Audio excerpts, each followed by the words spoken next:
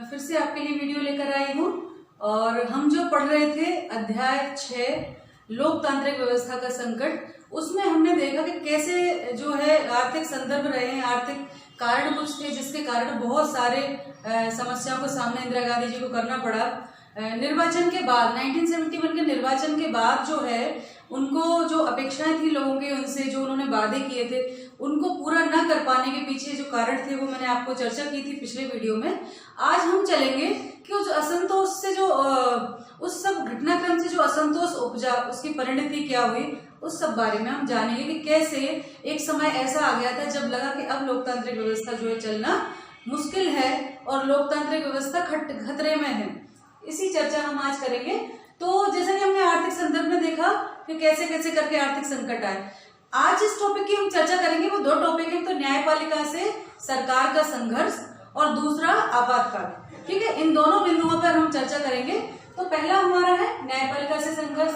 जैसा कि हम जानते हैं कि हमारे भारत में न्यायपालिका जो है वो तीसरा स्तंभ है और पूरी तरह से स्वतंत्र है, निष्पक्ष और स्वतंत्र न्यायपालिका है और सरकार के कामों की वो समीक्षा भी कर सकती है, उनके विरुद्ध सुनवाई भी कर सकती है। ठीक है, इसी क्रम में कुछ विवाद रहे हैं सरकार के और न्यायपालिका के समय समय पर चलते रहे, जिसमें एक तो ये मुद्दा था कि क्या संसद मौलिक अधिकारों में कटौती कर सकती है।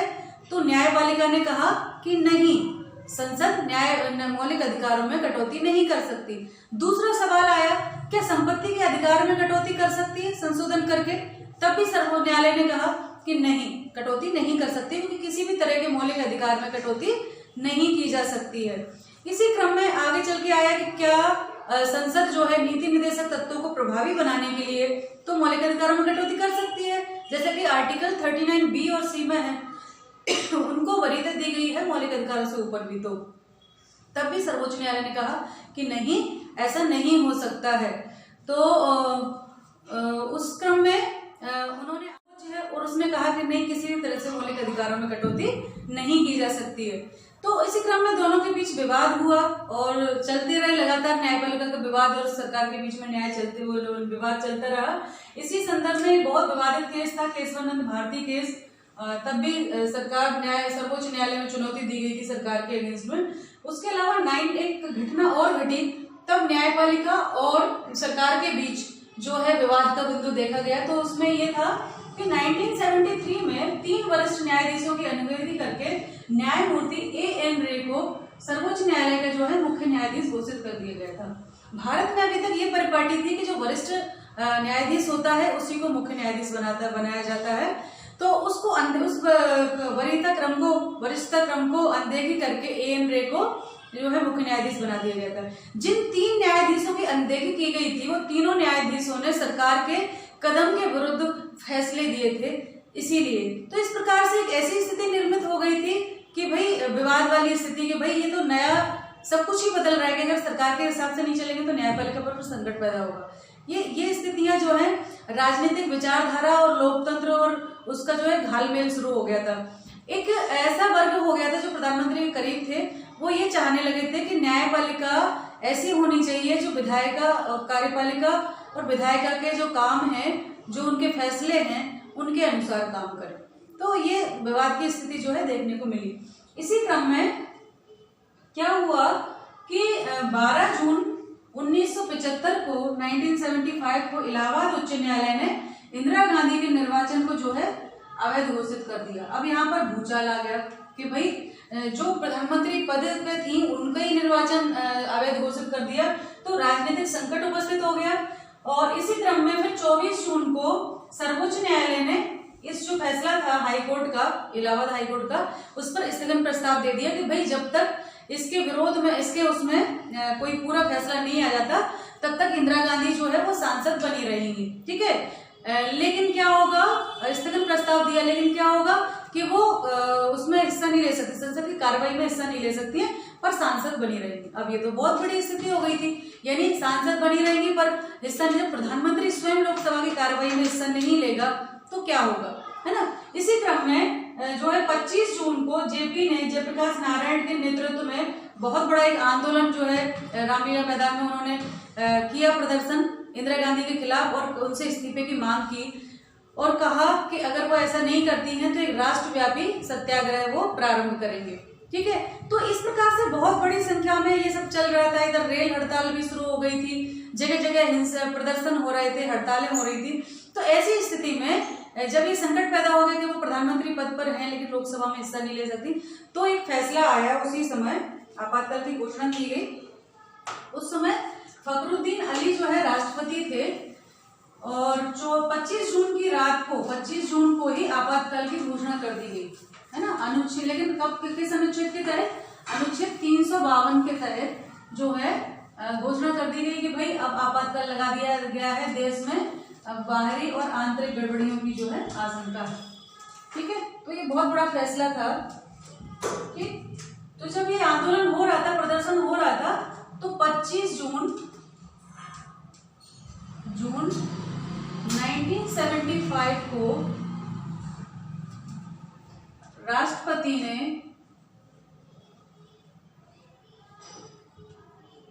अनुच्छेद 352 के तहत आपातकाल की घोषणा कर दी। आपातकाल की घोषणा कर दी, है ना। तो ये बहुत बड़ी कार्रवाई थी।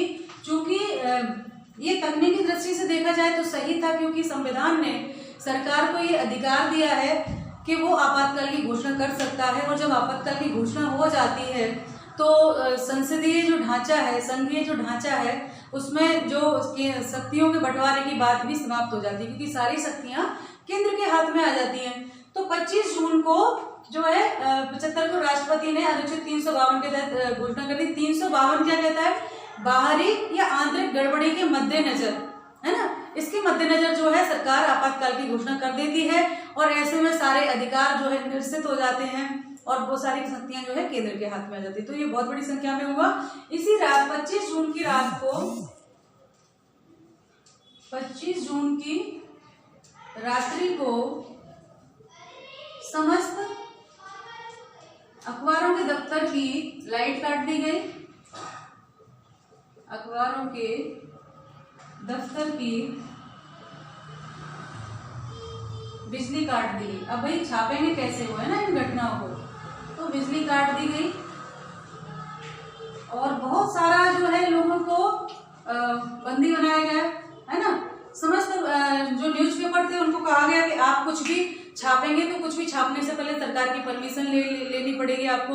तो इंडियन एक्सप्रेस और कुछ ऐसे पेपर थे जिन्होंने जो समाचार पत्र छापने होते थे उनकी जगह खाली छोड़ देते थे।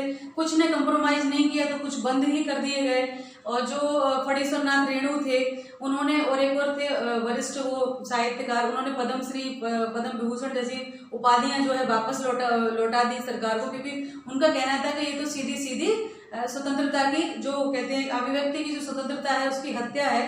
क्योंकि अगर पेपर ही नहीं छपेंगे, न्यूज़पेपर पे भी पाबंदी लगा दी जाएगी, तो फिर क्या मतलब की स्वतंत्रता है। तो ये बहुत बड़ी संख्या में प्रदर्शन हो रहे थे। निवारक नजरबंदी के अंतर्गत बहुत से लोग गिरफ्तार किए गए, विरोधी जितने भी लोग थे सबको गिरफ्तार कर लिया गया। अच्छा, निवारक नजरबंदी ये जो आपातकाल के टाइम पे एक ऐसा वो है, तकनीकी वो है कि किसी व्यक्ति को इसलिए गिरफ्तार नहीं किया जाता कि उसने कोई अपराध किया है, बल्कि इस आशंका के चलते कि ये अपराध कर सकता है, इस संदेह के आधार पर उसको गिरफ्तार किया जा सकता है। और किया गया बहुत बड़ी संख्या में। तो लोगों ने याचिकाएं भी लगाई न्यायालय में। कई उच्च न्यायालयों ने ये आदेश भी दिए कि भाई भले ही आपातकाल लगाए, लेकिन फिर भी न्यायपालिका जो है ऐसी याचिकाओं पर विचार कर सकती है।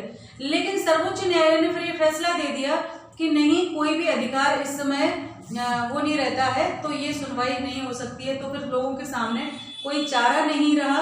लोग जो है परेशान हो गए, उनके सारे दरवाजे उनके लिए बंद हो गए थे, अदालत के दरवाजे भी बंद थे, क्योंकि आपातकाल 352 के तहत लगा था। उस समय में क्या होता है कि मौलिक अधिकारों में या तो आप उनको कमी कर सकते हो या मौलिक अधिकारों का स्थगन, यानी रुक जाते हैं उस समय के लिए। जब तक आपातकाल लगाए तब तक व्यक्ति किसी भी अपने मौलिक अधिकार की वो नहीं कर सकता कि नहीं हमारे मौलिक अधिकारों का हनन हो रहा है, कुछ नहीं, क्योंकि आपातकाल लगा 352 है।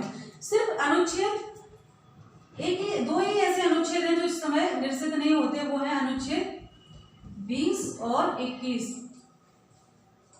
है ना। अनुच्छेद 20 और 21 जो है निरस्त नहीं होते, आपातकाल की स्थिति में अभी 20 और 21 ये प्राण व दैहिक स्वतंत्रता से संबंधित है।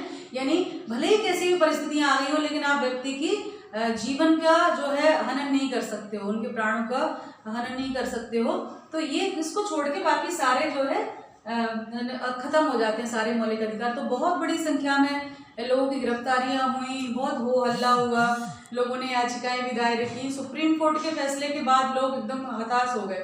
तो परिणाम क्या हुए इसके? परिणाम क्या हुए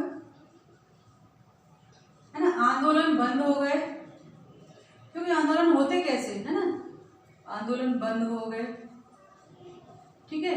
और उसके बाद एक संशोधन किया गया जिसमें 1 वर्ष के लिए संविधान में संशोधन किया गया और उसमें यह प्रावधान किया गया कि भाई राष्ट्रपति, प्रधानमंत्री और उपराष्ट्रपति के पदों की न्यायालय में उनकी उसकी वो वैधानिकता को जो है वो नहीं दिया जा सकता, क्या उनको चुनौती नहीं दी जा सकती। प्रधानमंत्री, राष्ट्रपति और उपराष्ट्रपति के पद को न्यायालय में चुनौती नहीं दी जा सकती, उनकी वैधानिकता को, है ना। तो ये सारी चीजें घटी और ऐसा भी हुआ कि 1 साल के लिए जो कार्यकाल था संसद का वो बढ़ा दिया गया, क्योंकि उस समय चुनाव कराना आसान नहीं था। तो जो अवधि थी 1 वर्ष की उसको वैध करार दिया गया था। लेकिन ऐसा भी नहीं था कि सिर्फ उसी समय के लिए था, आगे भी इसका प्रयोग हो सकता था। तो ऐसे बहुत सारी अस्थिरता का माहौल था और ऐसा लगा था कि अब लोकतंत्र खतरे में है। और ये सारा अस्थिरता का माहौल आगे भी चला और 75 के बीच में बहुत बड़ी संख्या में कहें तो उलझनों वाला माहौल रहा, विकास की जगह टकराव और संघर्ष ज्यादा देखने को मिला। तो इसको हम आगे और बढ़ाएंगे और ले जाएंगे। आज के वीडियो में बस इतना ही। तो ध्यान रखिए, पढ़ाई करते रहिए, मैं आपके साथ हूँ। नमस्ते सभी को, धन्यवाद।